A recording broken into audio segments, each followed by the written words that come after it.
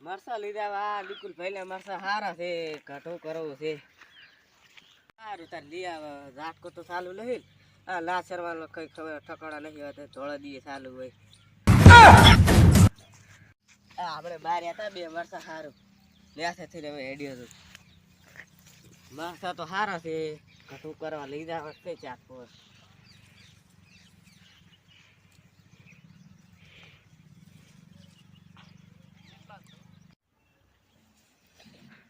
આજ તો મરસામાં ઓટો મારી આવું મારો કૂતરનો ચિયો છે ને મારા ગામમાં આજ ચીવિયા સાપ છે